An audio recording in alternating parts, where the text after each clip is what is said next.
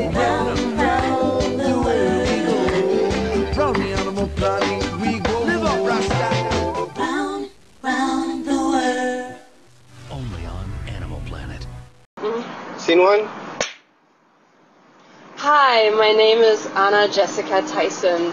I'm a PhD from Berkeley in medical anthropology, and my specialization is on shamanism, spirit possession, religious healing.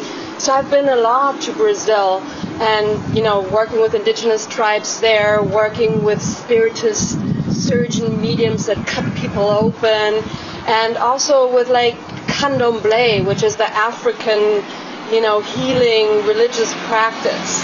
And originally I'm from Berlin, if you wonder where that accent is from, but I've been living here in the San Francisco Bay Area for the last 11 years, and I love it. And I have traveled a lot, especially in Latin America, all over Europe. I must admit, Asia is missing a little bit, but I'm really curious to get to know Asia too. I have not gotten around to it lately. India I've been, and that's really exciting too. In terms of describing a healing ritual, when I was working with the full new Indians in Brazil, they had these amazing headdresses that they would actually sell to tourists. But they taught me a lot about the different energies that the feathers would have, and then there was usually 2 long feathers on the top. And the top feathers were meant to kind of draw in like antenna, the energy.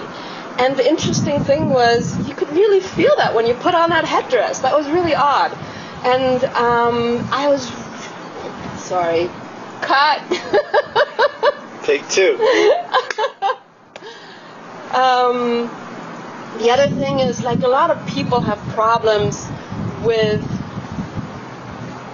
like, the African religions, like Santeria or Candomblé, doing these animal sacrifices, and they think it's cruel.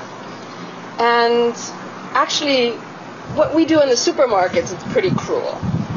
When they take an animal, that animal is basically held sacred, performing a secret task.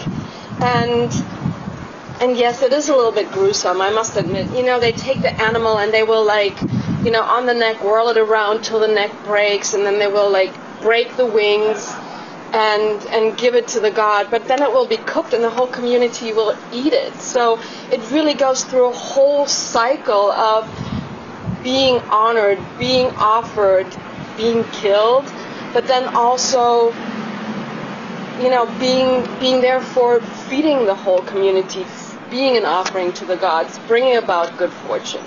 And the way that happens is that, especially in Candomblé and Santeria and Voodoo, people believe that they have to feed the gods. They kind of bring the gods into this material realm, and in order to give them power to act and to help benefit their lives, they need to feed them life energy.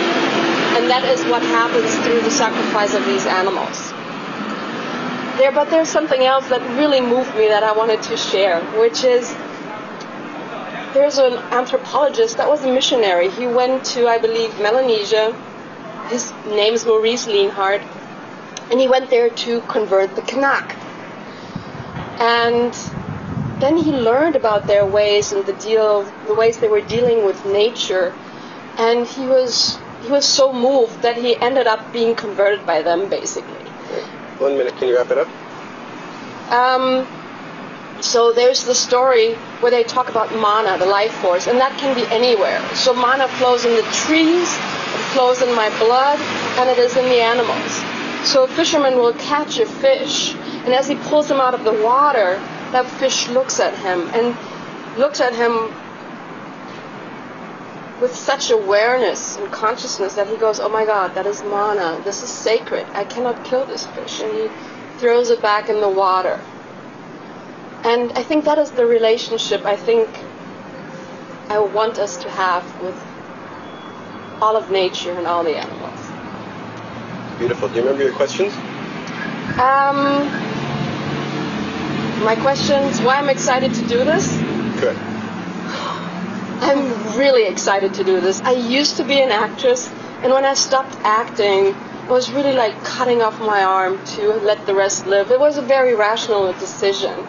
But in my heart, I'm still, very expressive human being. I love to dance, and I love to teach, actually. My students love me. It's true. And, I think I'd be perfect for this job because I think I bring the best of both worlds. I can play the sophisticated professor, and I can be a very down-to-earth girl, very personal. And I have the exoticism, and I speak all the different languages, and I know how to travel. What else do you want? Bravo. You're hired. Only on Animal Planet.